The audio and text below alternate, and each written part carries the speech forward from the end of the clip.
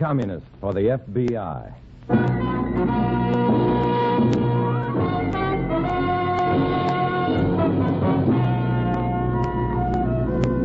Starring Dana Andrews in an exciting tale of danger and espionage. I Was a Communist for the FBI.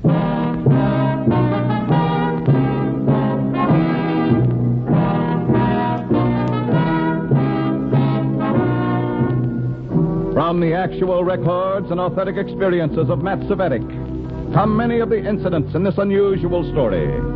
Here is our star, Dana Andrews, as Matt Cvetic, who for 9 fantastic years lived as a communist for the FBI. I always thought I'd like to travel until I took that long 9-year ride on the red wagon of the Communist Party. The road was bumpy, the accommodations terrible, and worst of all, there's no return trip. This story is part of that fateful journey. In a moment, listen to Dana Andrews as Matt Cvetic, Undercover Man.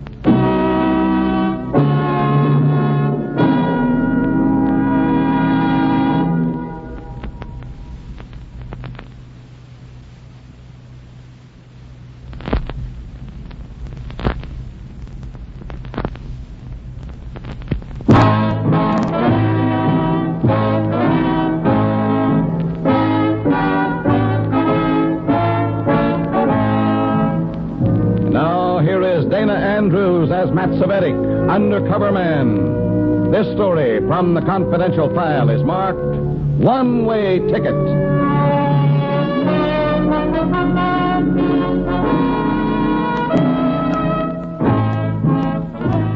I was on another one of those mystery missions for the commies. You know the kind. No questions answered, no reasons given. They just hand you a slip of paper with a name and address on it. You're told to go there, that's all. Just go there. Tonight. The name on the paper, Victor Rocco, photographer. The address, a sleazy penny arcade on the street near the waterfront. A great place to find a photographer, all right. Shooting gallery on one side, skee ball on the other. In the middle, 2 rows of dime and quarter slot machines showing real-life movies, the kind men like. Against the rear wall, a counter cluttered with stale popcorn, dribbled glasses, giant-sized plastic ears, ice cubes containing insects, trick dice, or other esoteric items. Next to this counter, a booth festooned with faded bantam snapshots under a sign reading, Taken here, any size, any price, any pose, snapshots for all occasions, passport, show for license, identification, novelty photo for the folks back home. Any size, any price, any pose, no waiting. Excuse me. What size photo you want, mister? We got all sizes. I'm looking for Victor Rocco. That's me. Photographer? That's my job. Does it keep you out of the red? Sure. Come in, Cvetic. Come in. Back here.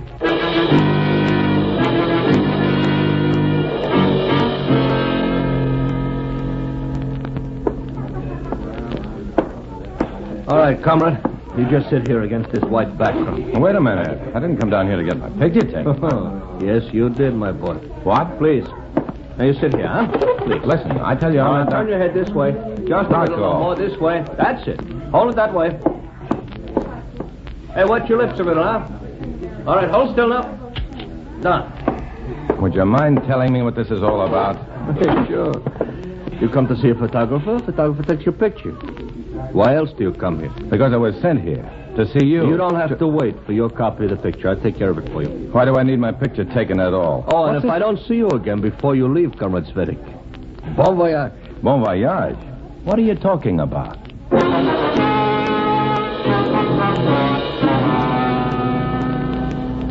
First, I find a commie photographer in a penny arcade. That's strange enough. Then he insists on taking my picture, whether I like it or not. That's even stranger. Then he tells me to enjoy a voyage I know nothing about. That's when things stop being strange and become sinister. For 2 days, I sat around my room trying to figure it out and couldn't. Then, I had a surprise visitor who didn't help at all. Mr. Cvetic? Yes? My name's Moore. Here's my card. U.S. Immigration Office? That's right. May I come in? Yeah, sure. Come in. Here, sit down. Thanks. What's the immigration office want with me? Just some questions, Mr. Cvetic, if you don't mind. Depends on the question. We're doing a routine check on an acquaintance of yours, Victor Rocco. He is a friend of yours, isn't he? Acquaintance, yes. Friend, no. Say, why are you asking me about Rocco? I only met him once. Please understand, Mr. Cvetic, you aren't required to answer any of these questions if you don't want to. So? Oh, well, that's all right. I just think you drew a dud when you picked me. Can you tell me anything about Mr. Rocco's background? Not much. I know he's a photographer at one of those penny arcades downtown. That's about all. He snapped your picture on Monday night, didn't he, about 9:45? Yeah? Why? You mind telling me why you chose Mr. Rocco to do the job? Well, he was recommended. By whom? By some people I know. Mutual friends? Friends of yours and Rocco's? Acquaintances. I'd like to ask you one more question, Mr. Cvetic, if you don't mind. Go ahead. Why did you have your picture taken? By Rocco? By anyone. I don't know. You don't know why you had your picture taken? That's right. Mr. Cvetic, if you don't want to answer that question, okay. I prefer not to have you hedge around and... I'm not hedging, Mr. Moore. I'm telling the truth. I don't know why I had my picture taken. Do you? No. No, I don't know either. But somehow I think I should know. Well, that's all, Mr. Cvetic. Thanks a lot.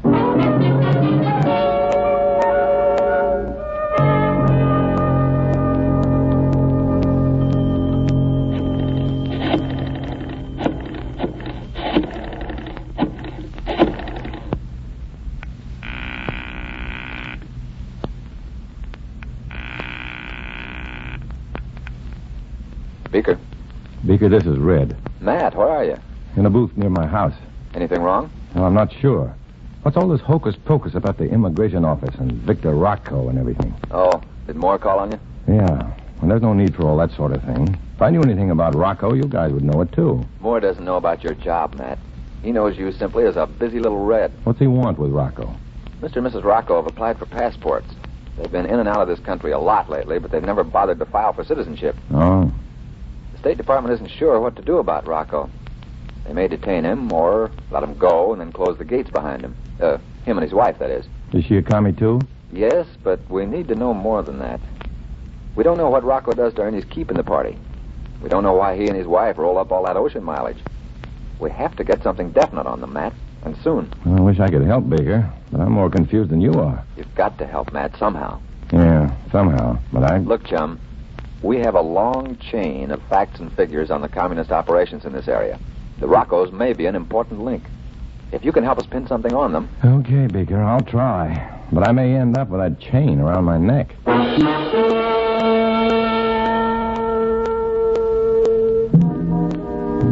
left the phone booth more confused than ever.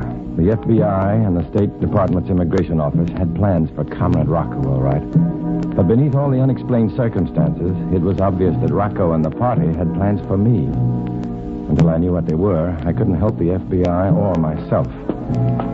I headed back to my room and determined to get some sleep, to forget Rocco and the Reds just for a little while. I fished out my keys, intending to unlock the door to my room. And then suddenly I was playing host to a skinful of goosebumps. The door was unlocked. Someone had opened it while I was gone, and that someone was undoubtedly sitting there in the dark now, waiting for me. I gathered up all my goosebumps and summoned my courage and headed for the light switch. Ah, Comrade Cvetic. Oh, at last. Who are you? What are you... Oh, I know. It's impolite to break in this way. That's right. Well, a little impoliteness for the party won't hurt, will it? One advantage to being a woman, you can use bobby pins to pick locks. All right. You're here now. What do you want? Just keeping an eye on you, comrade. You don't mind my being here, do you? That depends. On what? Oh, it's perfectly all right with my husband. Oh, I forgot. I'm Teresa Rocco, Victor's wife. Oh, I see. And your husband sent you here? Mm-hmm. To keep an eye on you. He'd like to see you tonight, too. Not tonight. Tell him I intend to get some sleep. After you see Victor. Now, look, Mrs. Rocco, I'm a little fed up with all this foolishness. Foolishness? Yes, all this hush-hush stuff. All the mystery, the unexplained actions.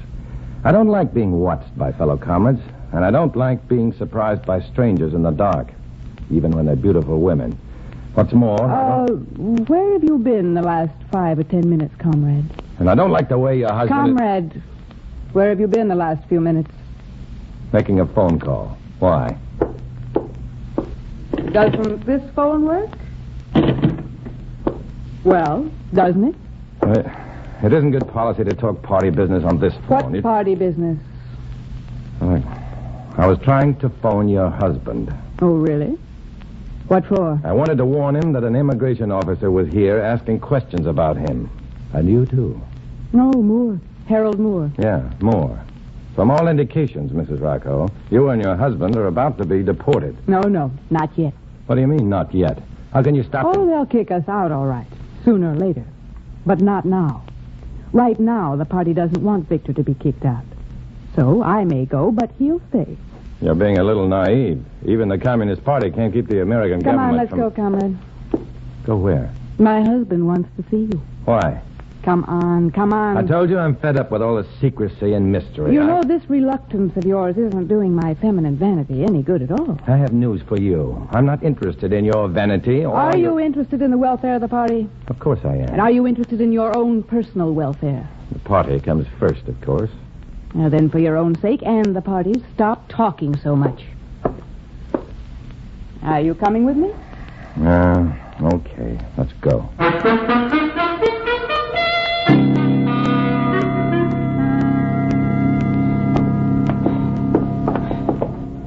Oh, you found him okay, huh, Teresa? He didn't object too much. Ain't I got a terrific wife, Cvetic? Yeah, charming. Oh, thank you, comrade.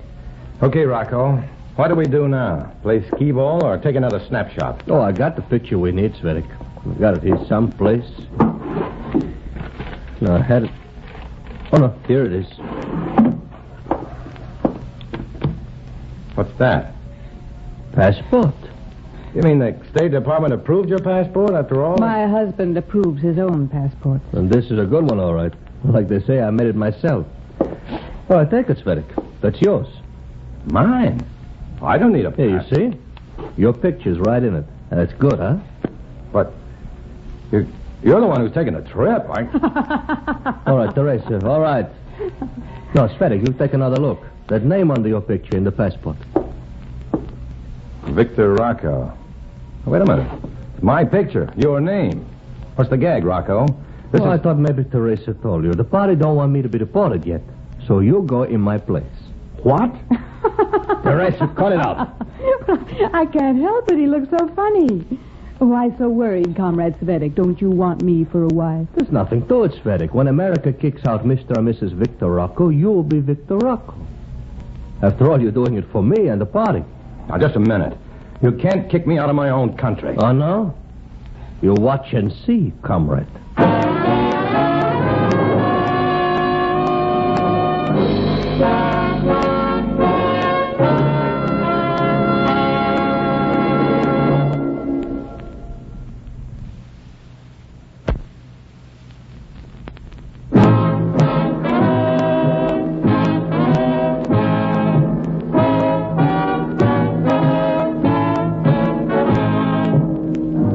Back to Dana Andrews, starring as Matt Cvetic in I Was a Communist for the FBI, and the second act of our story.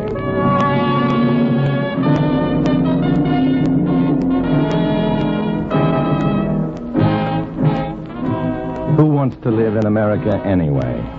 That was Comrade Rocco's implication when he told me I was to be kicked out of my own country.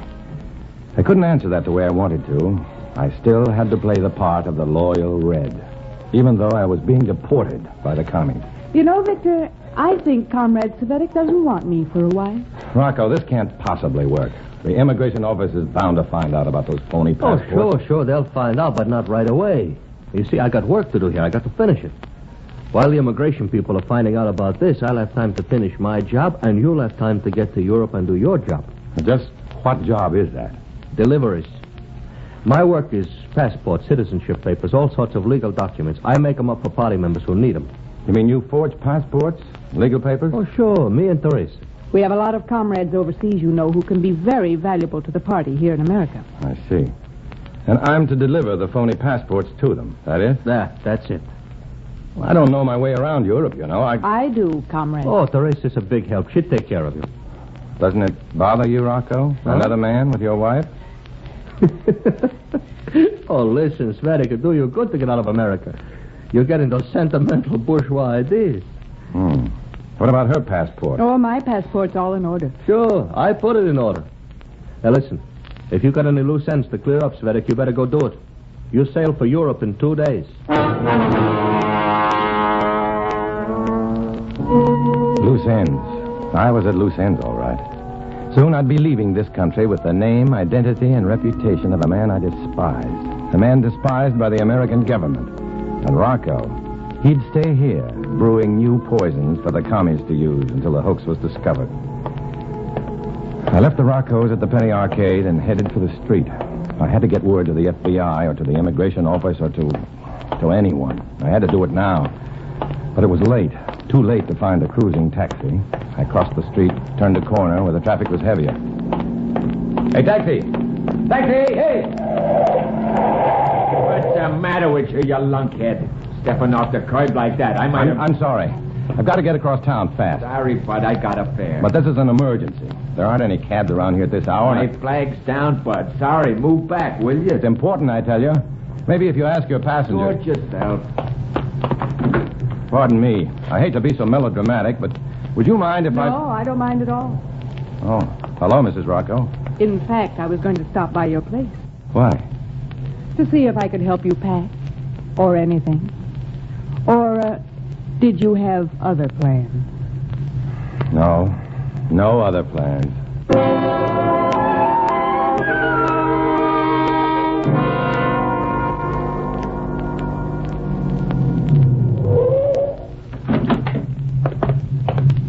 Well, thanks. Thanks for the lift. Are you sure you don't need help? I imagine you have lots to do. Yeah, but I'll manage somehow. Thanks anyway. There are lots of tricks to packing for an ocean voyage, you know. Well, if I need help, I'll call on you, Mrs. Rocco. Good.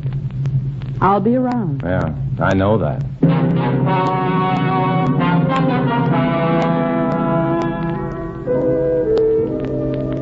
I didn't sleep that night or the next night. Everywhere I turned, I seemed to see eyes. Cold, red eyes. Downstairs, on the street, right below my window, a car was parked all night, and its driver was very much awake. During the day, I kept noticing faces that were vaguely familiar, always behind me and just out of reach. The man across the aisle from me on the streetcar was the same man I'd seen eating at a nearby table in a restaurant in another part of town. Maybe it was my imagination, nerves, jitters. Whatever it was, it kept me from getting in touch with the FBI and... Hello? Mr. Cvetic? Yes. Who's this? Sorry to bother you again, Mr. Cvetic. Who is this? This is Moore, Harold Moore of the Immigration Office. Moore. Moore, oh, man, am I glad to hear your voice. What? Now, listen hard. Hello? Hello, you still there? Yes. Oh, I thought we were disconnected. Yeah, I heard it, too. What were you saying about being glad to hear my voice? Oh, well, I've been having trouble with this phone. Couldn't get incoming calls. It's good to know it's working again. Oh, I thought perhaps you'd have more information for me about Victor Rocca. No, not a thing. Well, that's the only reason I called. No, I can't tell you anything more. Nothing. All right. Thanks anyway. Bye. Bye. What the devil are you... Just testing my bobby pin on your lock. Mine. Were you here while I was... While you were on the phone? Yes. You handled that fool very well. All right, Mrs. Rocco. What do you want this time? Nothing. Just stopped by to see how you were getting along with your packing. Haven't done much, have you? I want to see your husband first. Now? Now. Let's go.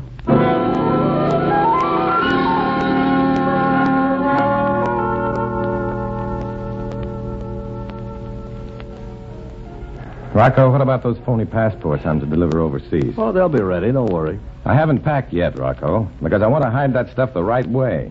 Is it much of a package? No. Just a large envelope. Fit behind the lining of a suitcase easy. Okay, let's have it. Not till you get to the pier. I'll supply the suitcase. My luggage is a matched set. An odd suitcase would attract attention. Give me the envelope now. Now listen, comrade. Too many things can happen between now and sailing time. What's wrong with you, Rocco? Come on, let's have them. Are you sure you'll be... Be careful? Yeah. Give them to me. You can check on the way I hide them if you want. All right, I'll get him.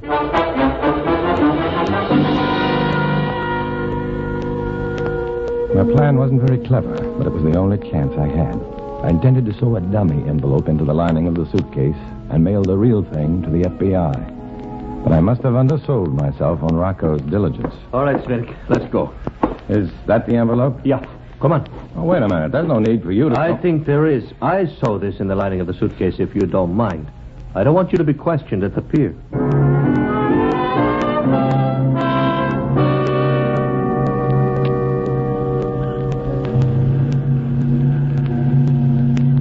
Where's your luggage, Cvetic? You've been keeping track of your luggage? Well, stop worrying, Rocco. I had it taken aboard. Was mine with yours, Matt? Yes, Listen, stop calling me Rocco. And you, Teresa, stop calling him Matt. From now on, he's Victor Rocco. You understand? Oh, I wish you'd stop being so nervous. I have a right to be nervous. Pardon me a moment, sir. Are you Victor Rocco?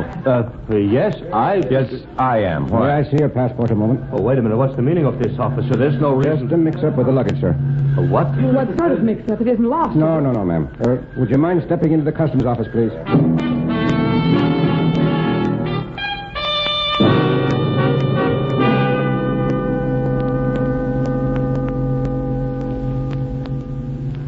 This is your luggage, isn't it, Mr. Rocco? Oh, yes, that's it. Those bags over there are mine. If you'd like to look through those... I think this is an outrage. Customs inspection is killing... The man must have some reason for it. That's right. Nothing to be alarmed about, as long as you haven't got anything to hide. Where do people usually hide things? Depends. Usually they find a spot in the lining of a suitcase. Well, we'll see.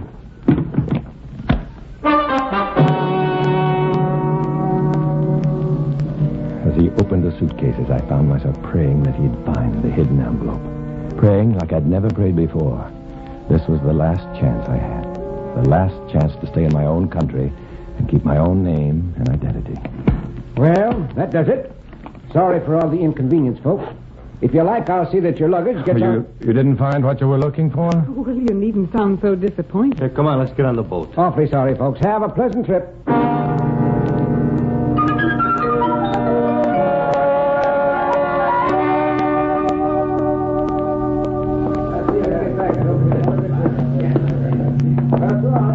The stateroom should be right... Oh, here it is. Staterooms B7 and B9. Yeah, that's us.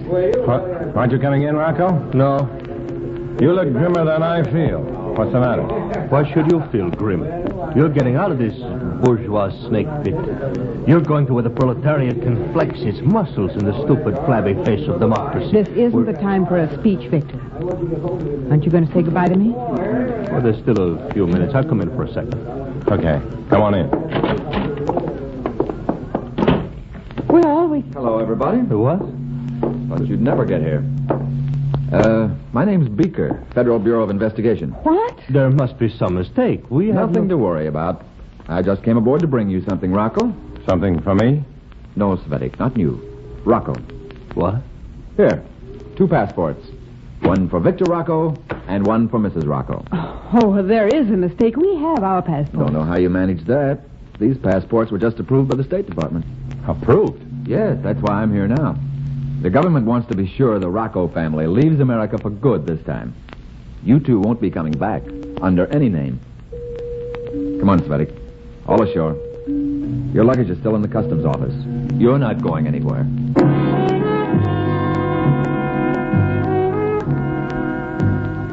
I left the ship with Beaker.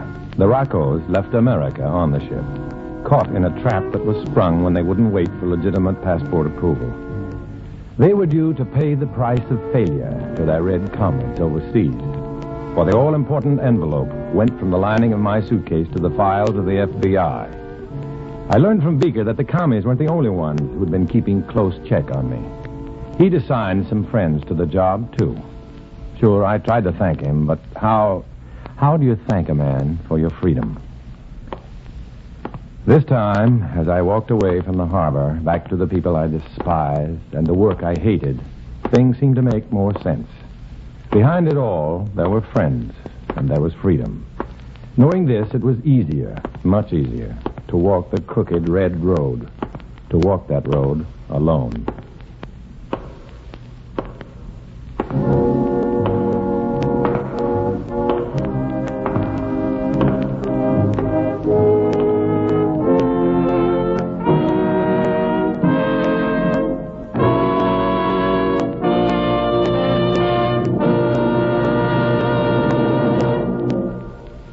Dana Andrews will return in just a moment.